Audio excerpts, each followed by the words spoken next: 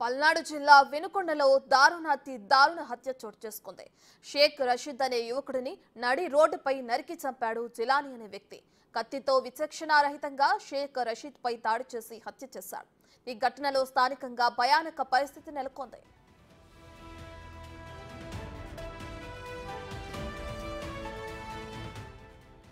హత్యకు గురైన Sheikh Rashid brandy shop లో క్యాషియర్ గా పనిచేస్తున్నాడు.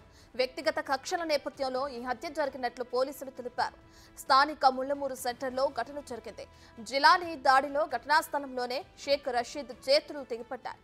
దీనిపై కేసు నమోదు చేసిన పోలీసులు దర్యాప్తు చేశారు.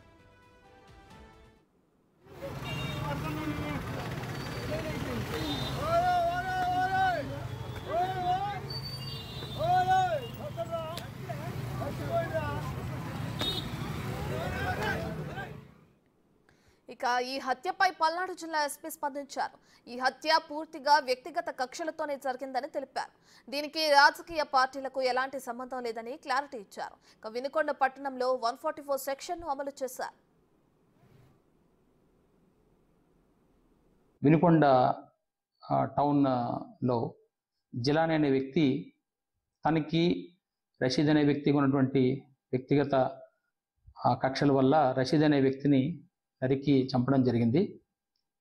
ఇటువంటి చర్యలు ఏమైనా కూడా ఎక్కడైనా ఏదైనా రిపీట్ అయితే చట్టపరంగా చాలా కఠినమైనటువంటి చర్యలు తీసుకోవడం జరుగుతుంది. ఎవరైనా వీటిని ఎక్కడైనా ప్రోత్సహించినా కూడా వాళ్ళు కూడా చట్టపరంగా తీసుకునే చర్యలకి బాధ్యులవుతారు. రేపు పట్టణంలో కూడా ప్రజలందరికీ కూడా ఈ విషయాన్ని తెలియజేస్తున్నాము. అందరూ సంయమనం పాటించాలి.